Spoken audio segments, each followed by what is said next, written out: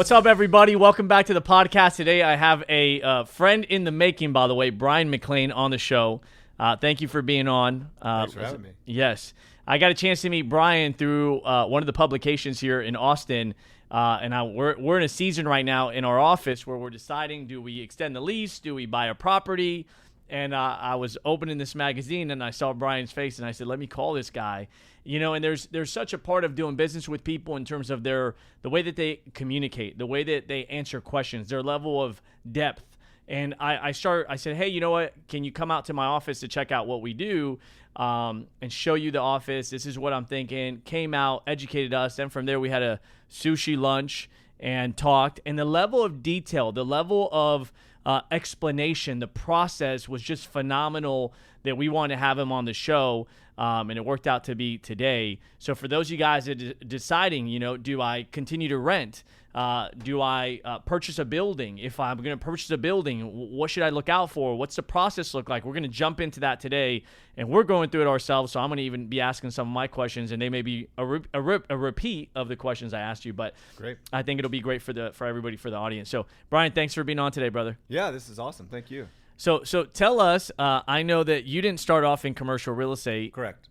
Tell us how what your career was, and then tell us why you got into commercial real estate. Right. So I was an engineering graduate from the University of Texas. I spent 2 decades in construction, mostly very, very large projects, right? Hospitals, airports.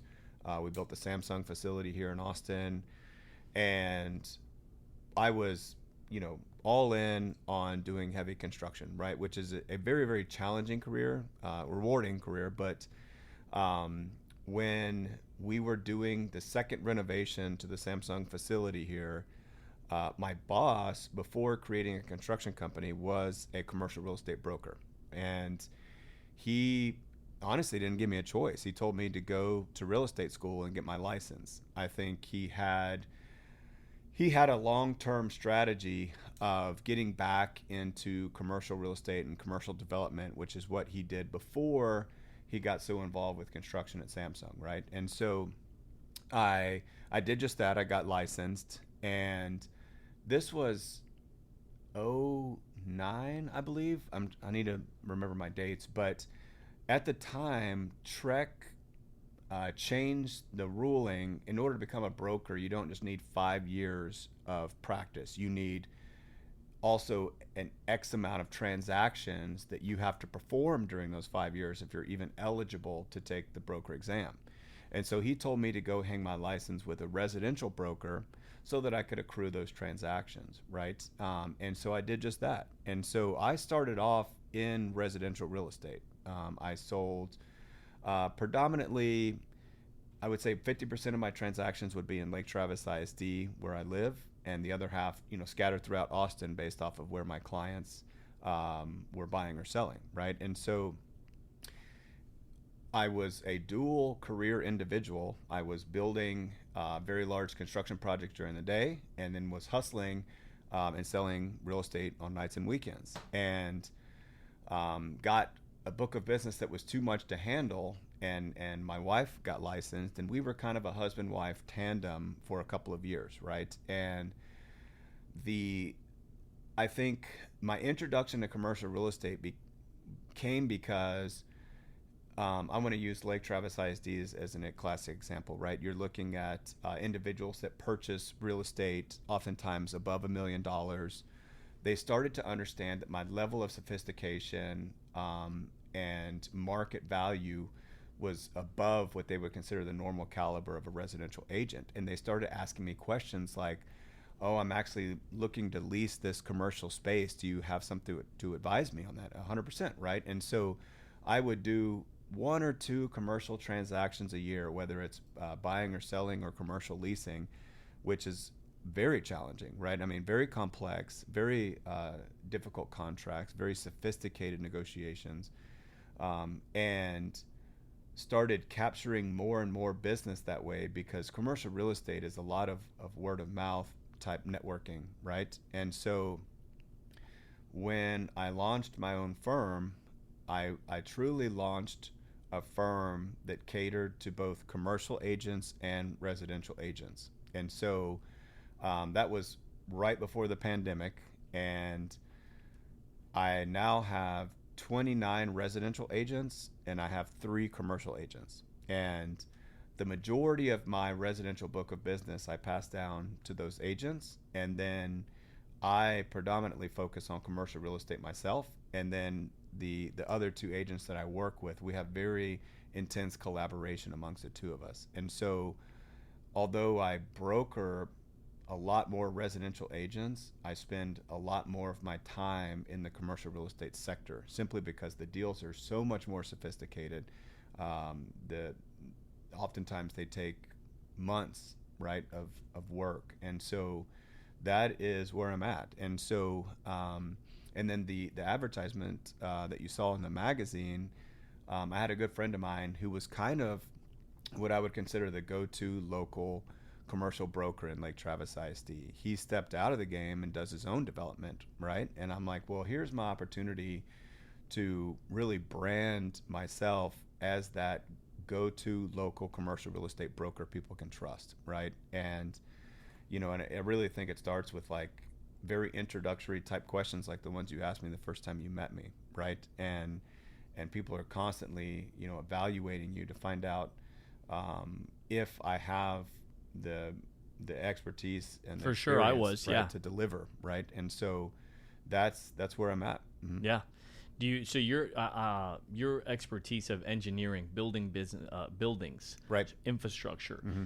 that plays a huge role, I'm it assuming, does. in Right. what you do, because your level of specificity when I'm asking you questions, I could tell like you know more of the process than maybe a salesperson just selling a building does. Correct. Yeah. Yeah, I would say so, 100%, right? And if you look at the predominant book of business that we do, it's either development oriented, meaning buying or selling tracts of land, re-entitling them, replatting them, re-engineering them, possibly even developing them, or like yourself, right? And I'm going to use commercial leasing, right?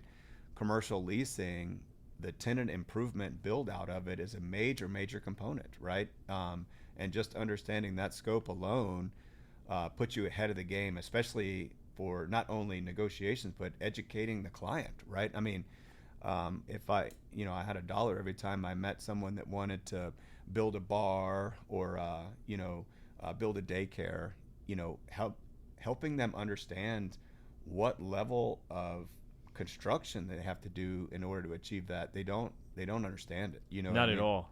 No, it's super in depth. Yep. Okay, so let's start kind of at the beginning and the basic. I'm Right. renting an office. Yes. Okay.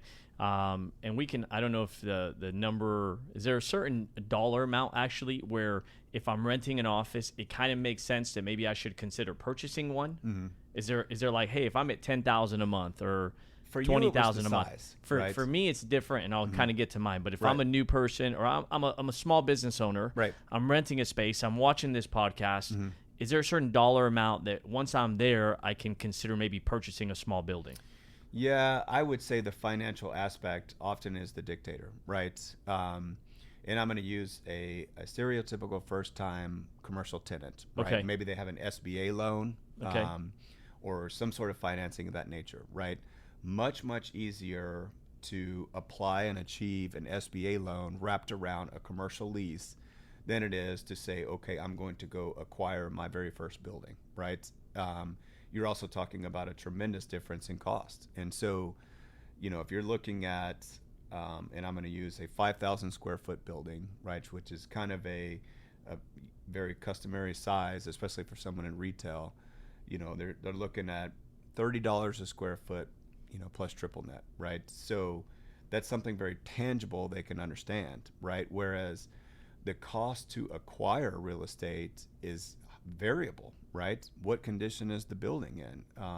What all operating expenses do you have to utilize to get it to function how you need it to, right? And there's also a level of risk associated, right? And so I think when people are looking at the entry level of whether or not they can buy or lease commercial real estate, the the understanding of their risk in leasing is a lot easier to calculate, right? It's a monthly rent that they owe each month. Correct. Right? So let's simplify it. So that 5,000 square foot example, $30 a foot, Right. divided by 12. That's an annual. That's right. Right. So divided by 12, I'm at like $2.50 a square foot per month. So I did the math, 12,500 a month. That's right. So if I need a 5,000 square foot office, I can afford 12,000, 13,000 in my lease. Right. Right.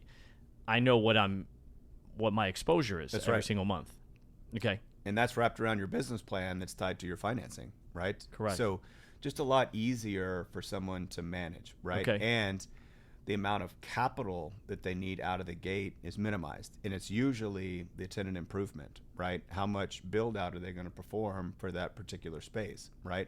Of which they're going to try to leverage some of that on the landlord, right? To help cover some of those costs. Yeah, when we've come into offices, it's been, hey, we need this wall torn down. We need an extra office here. We need carpet. We need paint. We need this. And they build that into our lease. Well, how long do you want to stay here? You're asking for all this. We're not going to give it to you if you're only going to be here for a year. Are you willing to do 5-year, 4-year, 3-year, and so forth? Mm-hmm. You also have to think about location, right? And so, and I'm going to use that 5,000 square foot retail building, right? Location oftentimes dictates how successful someone's business is going to be, right? Of course, Whether it's walkability, how many cars pass through there every single day, right? Yeah. And, to try to say, okay, well, I'm leasing this space right here. It's on I-35. The anchor tenant is an HEB, right? Which is about as good as it gets. And versus I can buy this 5,000 square foot building, but it doesn't have any of that. You know what I mean? You're really trying, at that point, you're really having to script a different type of risk, which is how much loss of business is there in order to own the real estate versus leasing something that is in a high demand, high trafficked area. You see what I mean? Yeah. So it depends on the type of business you're in. That's right. Whereas, like, I went to get my blood drawn the other day. I went to a doctor's office. It was in the middle of this place behind a bush. They don't get walk up traffic saying, "Hey, I want to get my blood drawn." Right. Like, so it doesn't need to be where it's visible. But maybe if I'm a retail shop where I need walk-in business, that's right. A small tax office where, hey, you're walking in, or a barber shop, or a small bar or restaurant, that's more important, obviously. Right. So from the financial standpoint, real quick, if I'm affording this $12,500 every month, I'm paying my rent. Right. Am I at a season? Am I at a place like? That's what I was asking. Is there a dollar amount when somebody's paying rent, where it's like, hey, at this dollar amount, you can consider buying a building? I think it's more of a percentage, right? Okay. When you're looking at, and I'm going to use retail, I think it's a little bit easier to qualify. Okay. Right? When you're looking at gross sales, at what percentage is your rent versus those gross sales? I think that's where the conversation starts. It's not necessarily the dollar amount. Okay. But is your rent 50% of your gross sales? Okay. Right? Then we have a problem. And these are similar calculations that you see people do when they're looking at purchasing residential real estate. Sure. Right? Yes. And in order to qualify for a loan, your DTI can't be that high, right? You can't have debt from a single asset that's taking 50% of your income. For right? sure. Too much, right? And so I think really that's it. Now, what is Okay. the magic number? Yeah. Probably around 33%, somewhere south of 40, just like it is in residential mortgages. So right? you're seeing that if out of my income coming in, right, 33 to 40% is going towards my business, my rent. Correct. And I'm able to still remain profitable, that it may make sense at that point to consider purchasing something small if possible. Yeah, if you get north of that 40% number, then I would definitely recommend looking at different options. Okay, got it. All right. So I'm doing that. What about reserves? If I'm going to buy a building, Sure. my cost, my focus would be, man, how much do I have to put down? So maybe we start there. How much do I have to put down? And I know you mentioned an SBA loan. So if I'm thinking about buying a building, what is the down payment? What percentage of a building is it normal that a business owner has to bring for the down payment? Off the collar, I would say 25%. Right. Okay. I think that's a good standard to think of. I think some banks would probably lean closer to 20%, but I really try to target that 25. So if I'm buying $1 million building, I need to bring $250,000 as my down payment. That's right.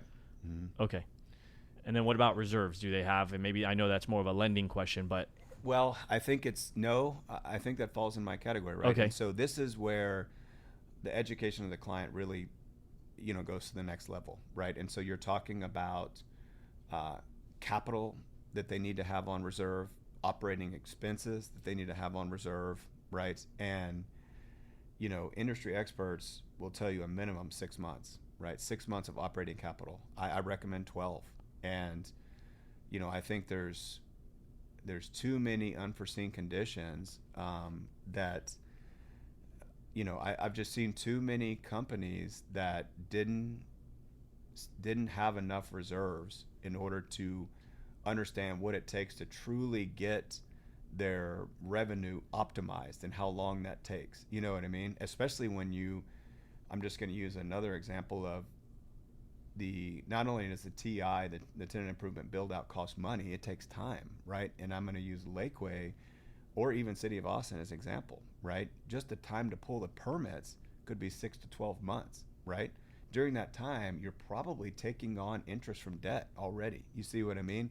And you're shelling out money to that general contractor and design team or whatever it is to get that product ready to be built out, right? And so that CapEx and that OpEx oftentimes becomes the dictator of whether or not the person can proceed, right? Simply because, and I think it's kind of the same way in residential real estate. A lot of first-time home buyers will, they'll say, okay, I've got the 5% down payment. Okay, great. Do you have enough for closing costs? Do you have enough to move, right? Do you have enough money left over to understand that you need some operating capital, while you transition into this real estate? It's somewhat similar, but just more complex and a higher value, right, in commercial real estate.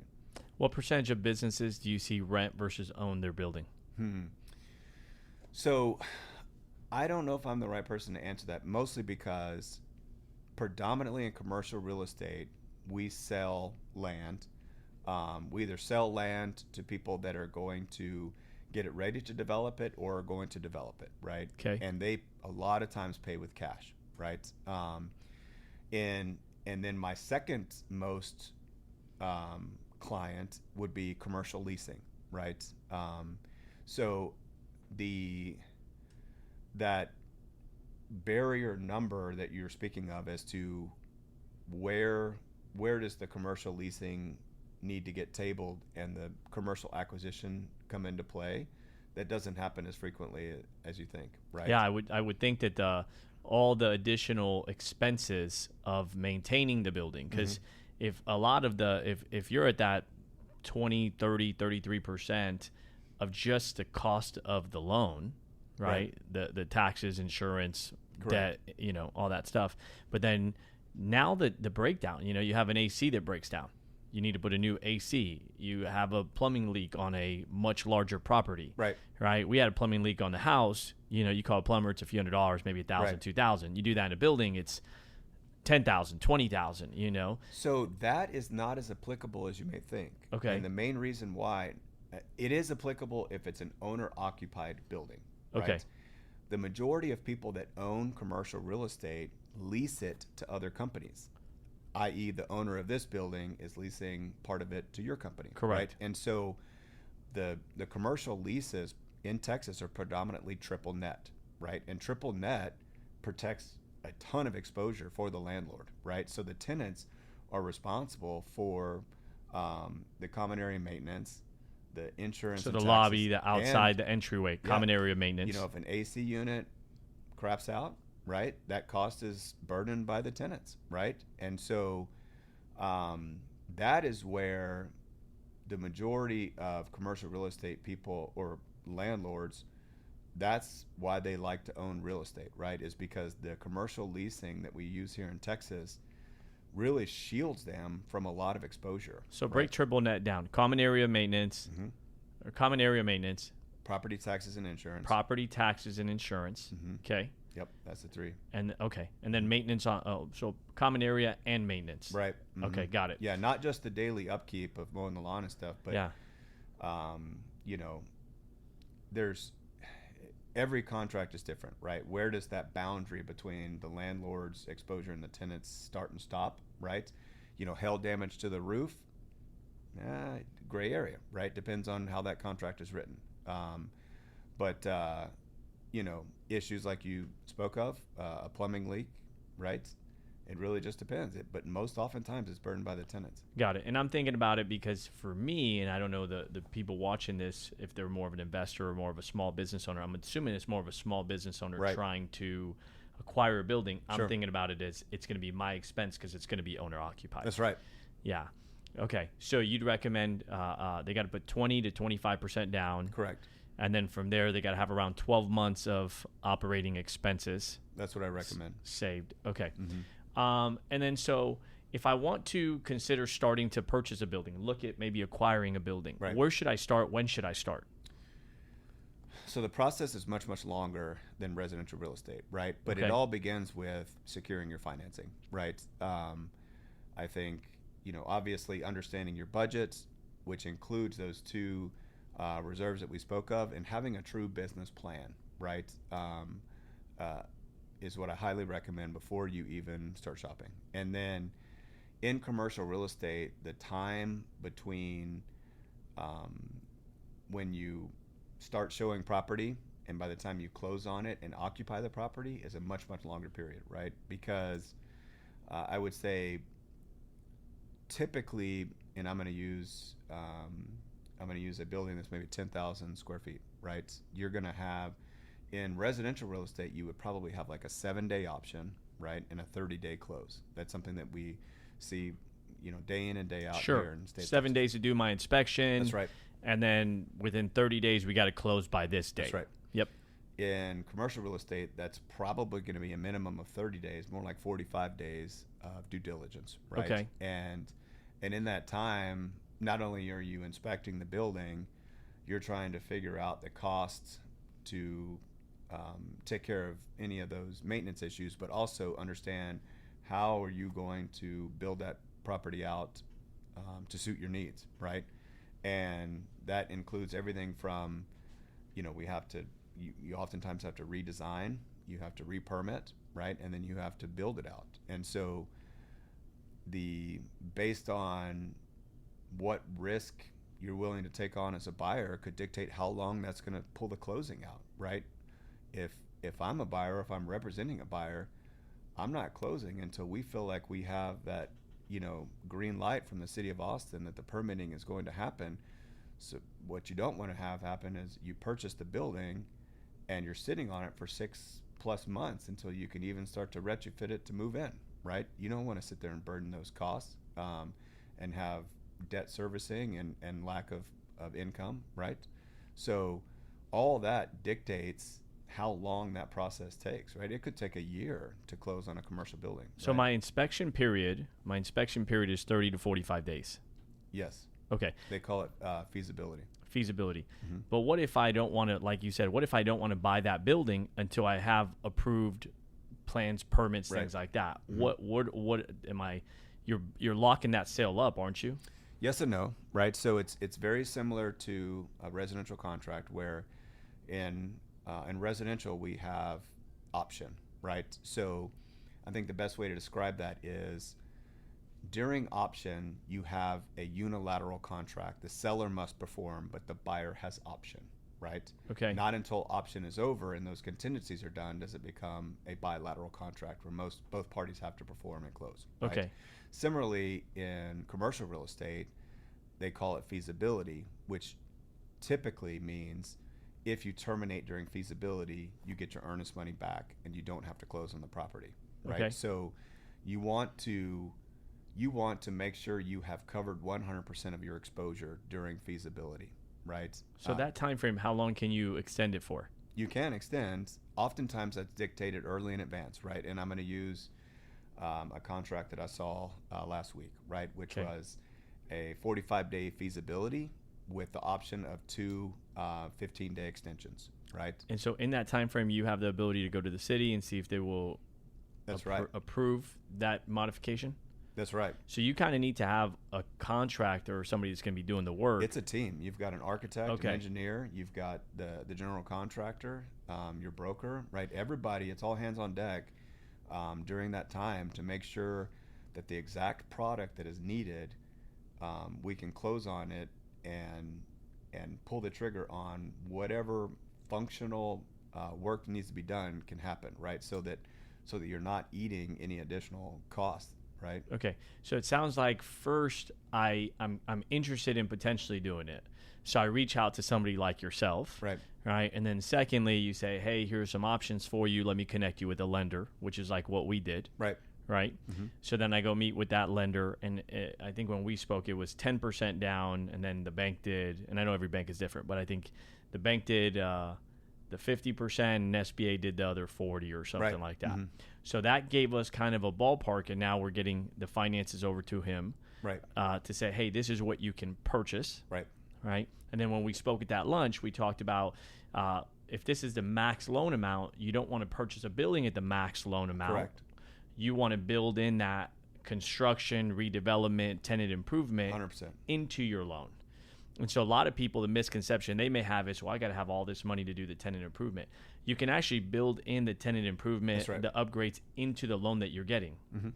Oftentimes, because if you think about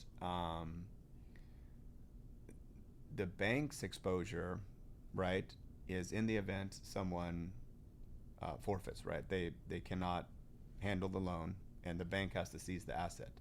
Those improvements have improved the value of the property, right? And so they're underwriting the loan based off of what I call A plus B, meaning the as-is value of the property plus these improvements. What was the market value of the property then, right? And so they're leaning on that. You see what I mean? Makes sense. Mm-hmm.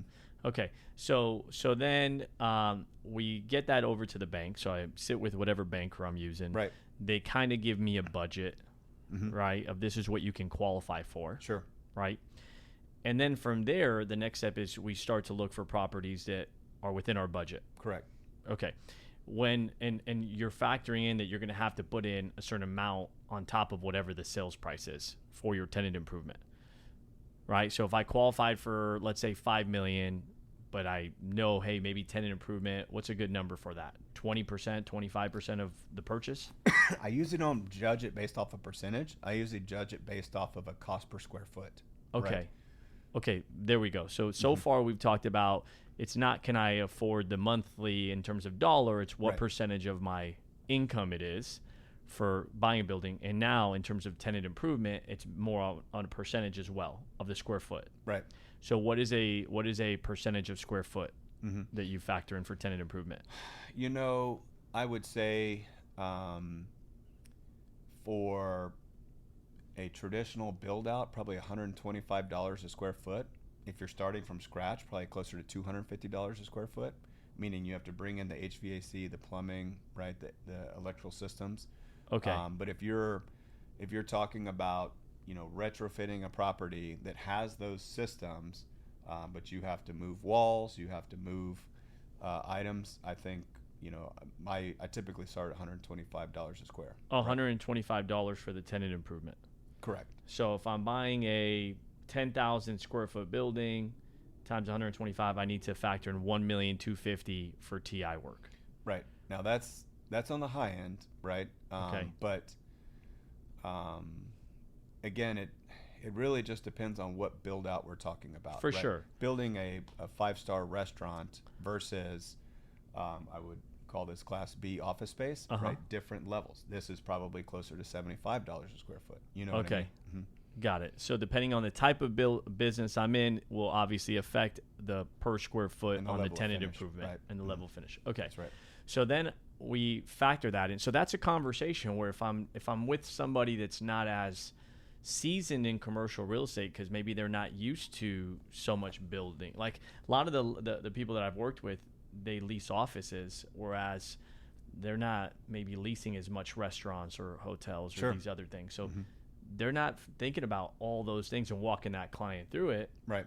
You know, and a client that maybe has never built out a restaurant, you know, they kind of have a ballpark, but for me, buying a house get it. Buying a commercial building, you really need somebody to assist you with this, It's a lot more complex. or you can make a whole lot of mistakes Big time. and lose a lot of, almost everything you work for, basically. Correct. So I meet with the lender, we get that, we start shopping the market, we kind of have we know our business type, what our rehab costs are going to be for tenant improvement. Right. Okay, so that gives me a ballpark of what I'm going to spend on a building, right? So now we find a building that we like, it's in that ballpark cost wise.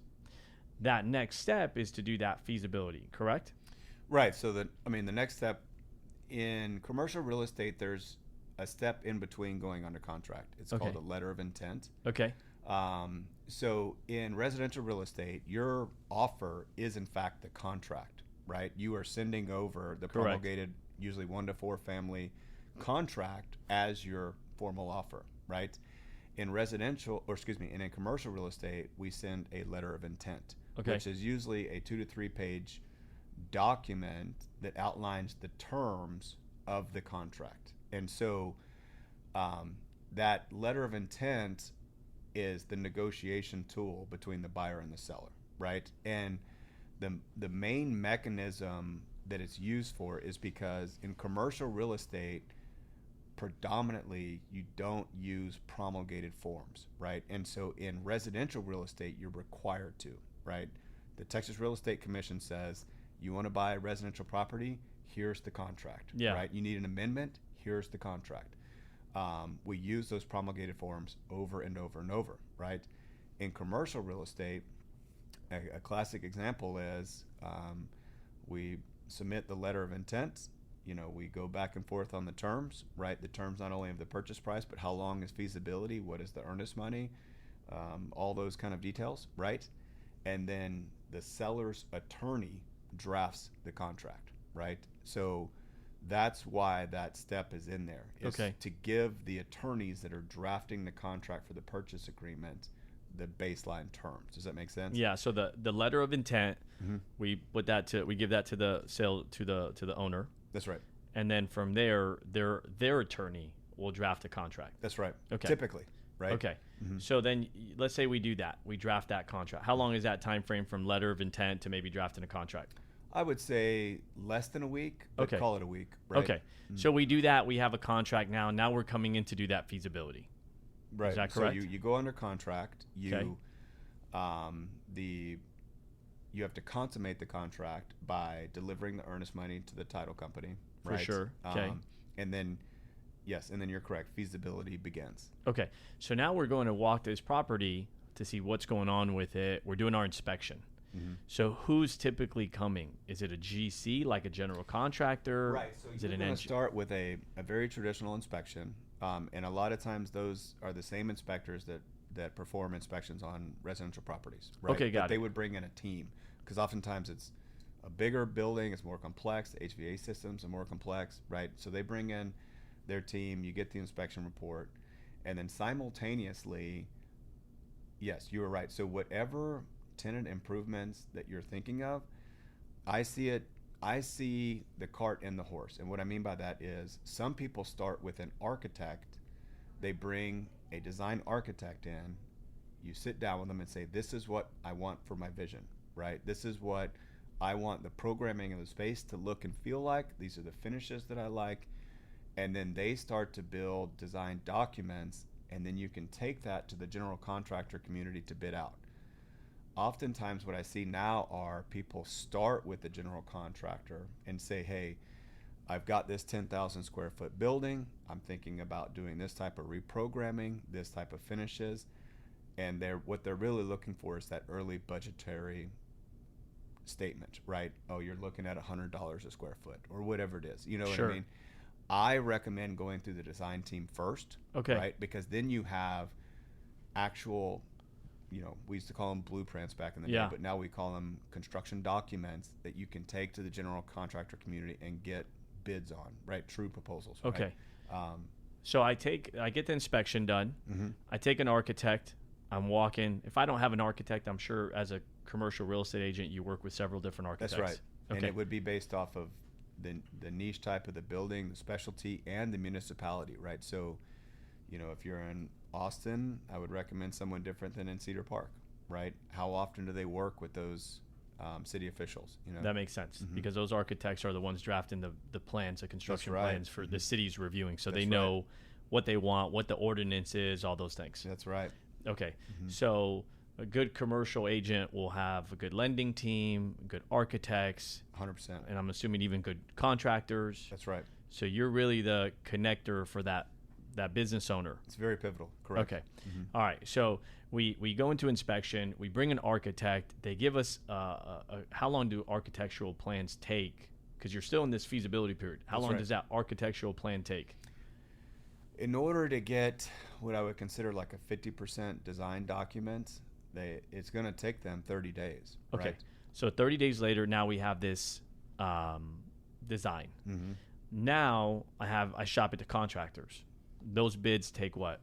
5 days, 5 days? Yeah, it's going to take, you'd like to give them 2 weeks, but really I think 1 week is applicable. Okay, so let's say 2 weeks. So 30 days on this design, 2 weeks on this time frame to get it correct and analyze all the different contracts from the contractors.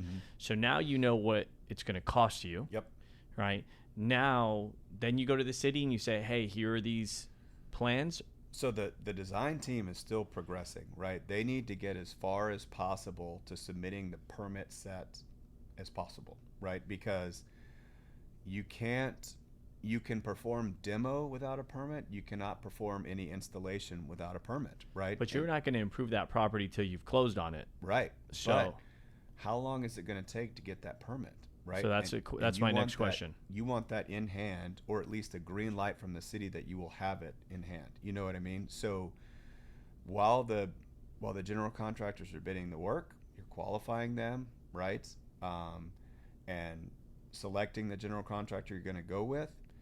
He needs to take those permit sets and actually physically. I prefer to have a permit in hand before I leave feasibility, right? Or know that I'm going to get it before we close. Okay, got it. So that once I choose general contractor, they take those design plans from the architect, they get the permit hopefully issued. That's right. Okay, got it. So now permits issued this entire time I've been in feasibility. So my earnest money deposit, my down payment is there in escrow, but I haven't been making any other payments because we're not in contract yet. Correct? Well, I mean, we're not. You've paid the architect. Right. Okay. I mean, you're paying out of pocket for the design, right? Okay. So you're incurring costs during feasibility. You've paid for the inspector, and you're paying for that design, right? You're doing that at risk. Okay, got it. But there's no debt payments being made. Correct. Yet, Nothing to do we with haven't started the loan. The property. Right. Okay. Whereas sometimes people will. We did this with a residential home. We literally bought the property, then went through the whole permitting process. We're paying interest on the loan the entire time until the permits were approved. Right. All wasted capital. So in this way, you don't do that because your feasibility is much longer. You just want to make sure what you want to do is feasible. That's why it's called it, right? Makes sense. Okay. And in that time, this owner is that property's off market. Is that correct? That's correct. Okay. So they're running the risk too that if they have a mortgage on it or they have costs on it, they're still paying this out while you're deciding if you're going to execute or not. That's right. That's why the terms of the feasibility are very vitally important to both parties. Okay. Right? Understood. Because they want that earnest money to go hard. They want to see you close on the property. Right? Okay. Yeah. So now let's say in our situation, we'd be in this office. We're running in our appointments here, clients here, things like that. Now we get the plans approved. Everything's good to go. We close on that property. For most business owners that you see, are they still in their current office paying the rent while they're building out that new place? Yes. Okay, so there's more expenses they have to account for. Right, there's an overlap, right? Because, again, I think you've got the permits, but you're not going to touch that building until you close on it, right? You're not going to perform improvements on another guy's building. Correct. Right? So correct. You close on the building, and then now here comes your TI, right? And so or your capital improvement project on the property, right? And assume that takes 6 months, and you have to not only do you have to perform it, but it has to be inspected by the city and by the fire marshal, and you have to get a temporary certificate of occupancy in order just to occupy it, right?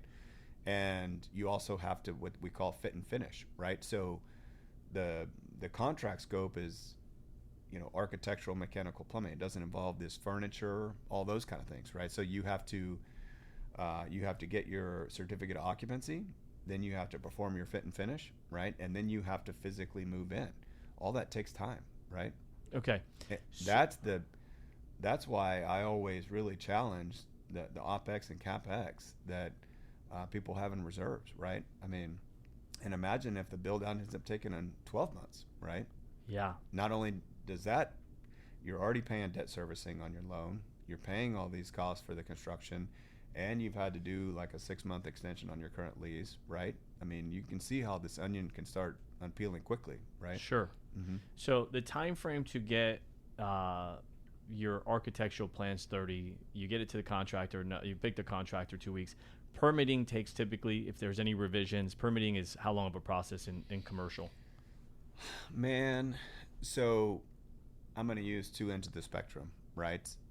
So just to renovate effectively the interior of a building, you would expect to have kind of 3 comment sessions back and forth between the architect and the city before they're finalized, right? So I think soup to nuts, you could have it all in 90 days, right? Okay. And then on one end of the spectrum, I have a client looking to buy some raw land. They're looking to build athletic facilities for competitive sports and have a daycare center on site. My assumption is it will take a minimum of 12 months of design just before that's approved by the city for even to get a site development permit. Are they still in feasibility during this 12 months? We're not even under contract yet. We are going to have an initial site development meeting the day before, July 3rd, Okay. to see if even the city will green light the project before we even go under contract. There's no reason to consummate a contract if the city's not going to allow the use. For right? sure. Mm-hmm. Okay.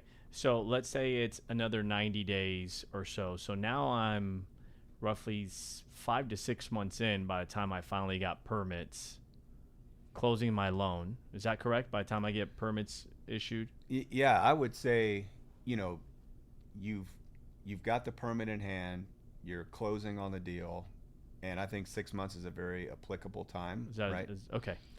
I think it could be faster, right? Okay. But what's normal? 4 months to 6 months? it's hard to say what's normal. It's Okay. really depend on what level of building and permitting we're talking about, right? Because occupying an office space versus a bar where you have to get a liquor license, right? Sure. You have to, especially, or I'm going to use a daycare, right? Where it not only has to be inspected by the city municipalities, has to be inspected by the health officials, right? And the people that dictate whether or not the daycare program is okay, right? Yeah. I mean, it really just depends on the use type. Okay. Right. Understood.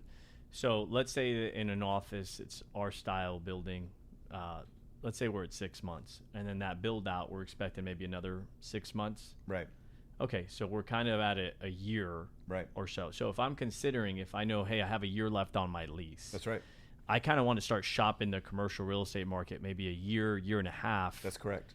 Before I'm even ready to really execute that. To try to make the transition as seamless as possible. Correct. That makes sense. That's why, when I first met you, I was like, we need to get started, right? Yeah. Because I think it just really, most people can't grasp all of those components that have to happen sequentially in order for it to be successful. That makes sense. Mm-hmm. So now comes the day we're finally finished. We get certificate of occupancy. Then we get our, furniture in there, everything going. Then we have our grand opening and so Right. forth. Now, I got so many more questions. So maybe we could do like a part 2 Okay. to this.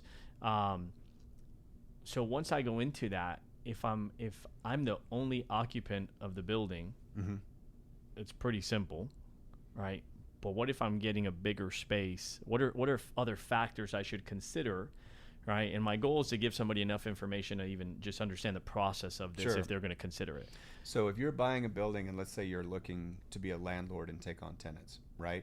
then we're really talking about CapEx and OpEx, right? Because you have to market the building, you have to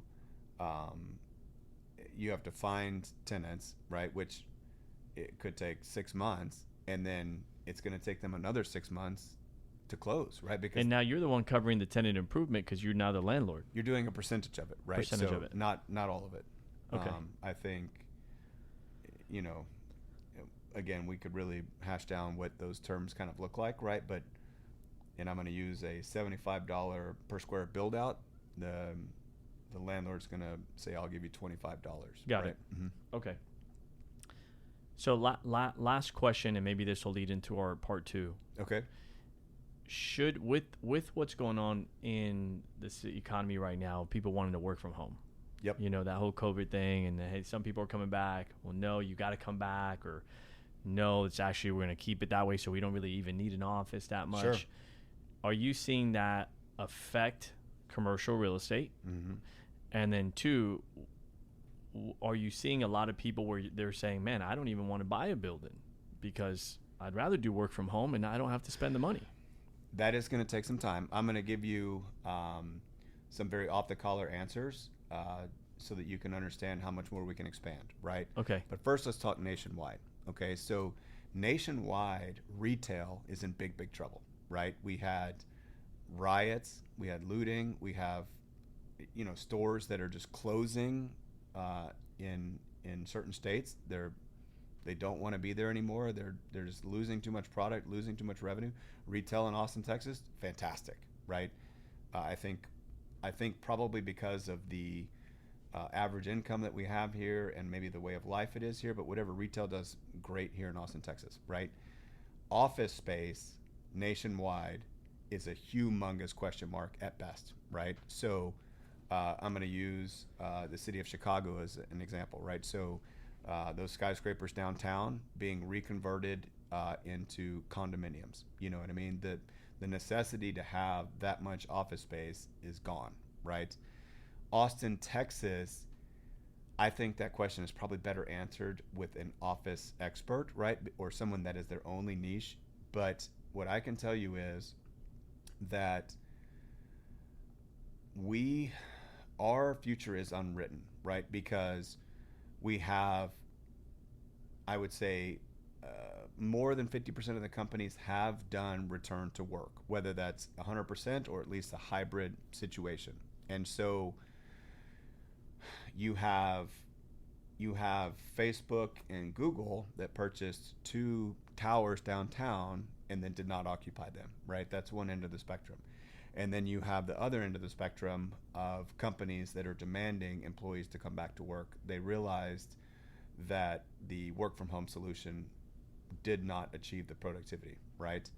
And you're seeing these hybrids in between, right? So I'm going to use WeWork or these other types of co-working office spaces where companies now realize I don't need the full-time brick and mortar. Maybe I need a hybrid office solution for the company, right? So what I can tell you is our occupancy rates, even with those 2 towers being unoccupied, are in the top of the country, right? So office space here in Austin, Texas is still performing. Now, are we just a little bit behind and we need some more data? We need the people. So you have to remember that, let's say someone signed a 5 to 10 year lease, right? What if they're just in year 3 of it and we still need 2 or 7 years from now to see that building will actually be vacant? You know what I mean? Like, we still need some of those leases to come to term to see if they will in fact be renewed or if other occupants are coming, right? So I think it's kind of, I don't want to say a waiting game, but if you want the true predictor of what is office space in Austin, Texas, I would need to consult someone that is all they do. You know what I mean? Makes sense. But I hope I answered it as best I can for We now. appreciate you coming out today, man. Thank you for showing up, and we'll definitely do a part 2. Good. Yes. All right. Guys, there was a lot that we covered. If this was your first time ever even considering maybe even purchasing a building, I think it starts with conversations like this. It starts with ideation. It starts with meeting different people that are in your space or in this space where you live, and saying, "Hey, what can I buy a building? What would that look like?" And and then it does get exciting, by the way, if you're going that direction, because you're like, "Man, I'd want a gym here, and I'd want to build this." And for me, at this season of my life, I want to build a place where I can do my lifestyle. I can have my kids. We can have our kitchen. We can have the gym. We can have the barbershop. We can have the bar. We can have this. And that's where it gets fun. But it's building a life that you're excited to, that you're excited for. Building a system on how you work, on how you live, on how your family interacts with where you work. Like, that's the exciting part about life, that if you work hard and you give your best, that you can put yourself in a position to make that decision. So, Bryan, thanks for coming out, brother. Thank you. We'll see you on the next one, guys. Take care. Bye-bye.